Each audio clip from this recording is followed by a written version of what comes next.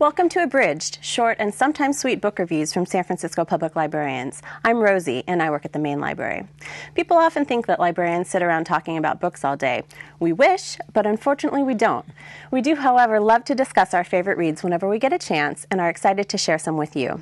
Here with me today are Loretta from Children's Services, Patrick from Information Services, and Christine from Acquisitions, who will start us off.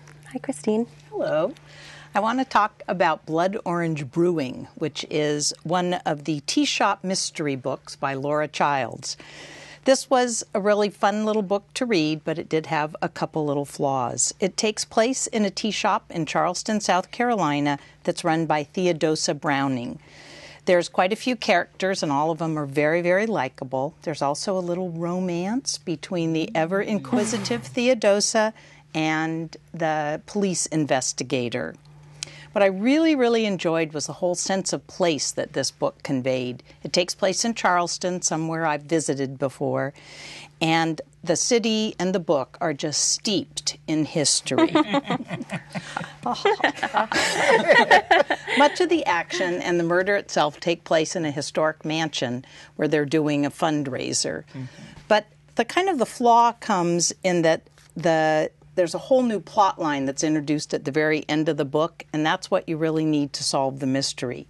And I like a mystery where I can help solve it.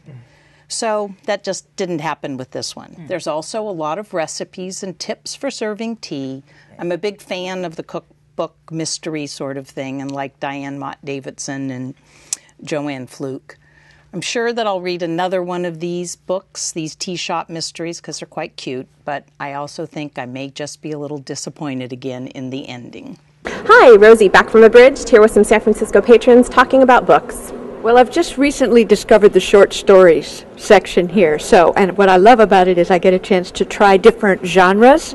For example, I've got this Hook, Line, and Sinister, a bunch of short story mysteries, and one on fantasies, best fantasies. So I'll get a chance to try some genres that I don't normally read. This has been great fun. Most recently, I just read Tony Hsieh's Delivering Happiness, and I would definitely recommend that if you're into reading about like how Zappos started and the type of person that he is. It's just a great story, I think. Authors. I like reading Nora Roberts for fun, and I like, I read Goethe, I read, everything's very different. Patrick, I know you're talking about a book that you absolutely love, so yes. Tell us what's up. Knockem Stiff by Donald Ray Pollock. It takes place in a very little holler in Knockem Stiff, Ohio. It's where the author grew up, and it's 18 interconnected stories.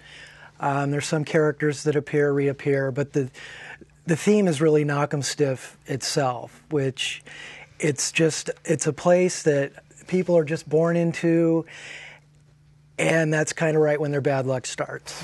And it's very bleak, run down, there's nothing going on, and the stories are just kind of about the people who live there and things that happen to them in their day-to-day lives.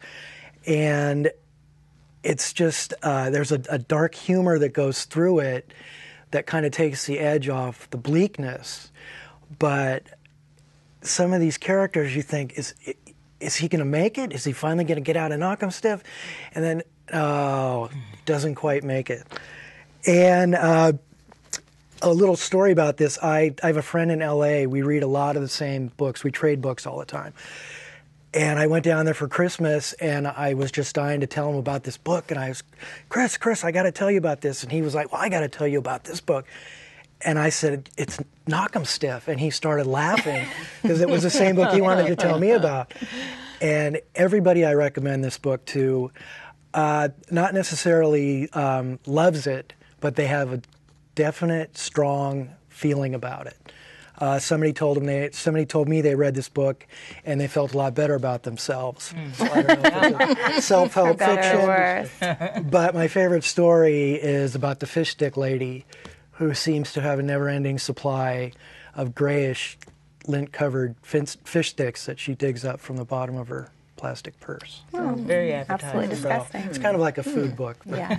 Well, we've got a theme. Yeah. Did I hear that Pollock has another book coming out soon? He does. He has a novel coming out that is described as dealing with the violent underbelly of America. And I can't remember looking forward to a book as much as I'm looking forward to this one. So. Awesome. Thanks, Patrick. Any favorite authors? Well, of course, Ayn Rand. I liked a lot of mystery. I like the women authors. I really like their experience, the way they, their story. There's the girl detective, and they're all over the world. Okay. And they're putting it all together. They're really smart. Lauren Henderson, out of England. Tamura Massey. I like the German authors. I like Austrian authors. Thomas Bernhard. Czech authors. Bohumil Hrabal. I like great authors. Dostoevsky, Kafka, and Americans such as Henry Miller and Kerouac and Company. Loretta, children's book for us. Okay. I'm going to tell you today about Zora and Me by Victoria Bond and Tiara Simon. This book is a winner of the 2011 Coretta Scott King John Steptoe Award for New Talent. Come and travel back with me to the 1900s to an all-black community in Eatonville, Florida, and meet a young Zora Neale Hurston. She was a noted Harlem Renaissance writer, anthropologist, and collector of African-American folklore. Zora's best friend, Carrie, is the narrator of this coming-of-age story. Zora, Carrie, and Teddy investigate Mr. Pendeer, who Zora believes is the Gator Man, half alligator, half man.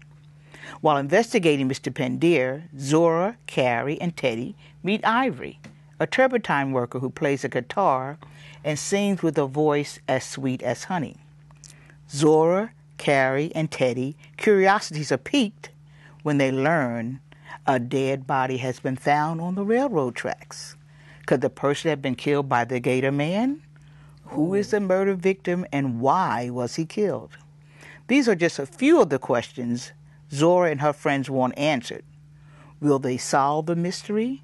Read this engaging novel and learn about life in the segregated South in America. So I guess we're on a bit of a mystery and a food theme here. There have been a lot of food memoirs published over the last few years, and I've read many of them. But the one that I've recommended most is The Lost Ravioli Recipes of Hoboken by Laura Shanone. Laura goes in search of an authentic recipe for her family's favorite ravioli and ends up traveling throughout Italy and parts of America as a culinary sleuth and learning about the complicated history of women in her family. It's a delicious and satisfying read and would make a really great book club pick, especially if your club likes to eat while they talk. And finally, watch out for lots of copies of Will Grayson by John Green and David Levithan coming to a San Francisco library near you. This high school love story will ring true for adult readers as well as teens. It's our on the same page pick for May and June.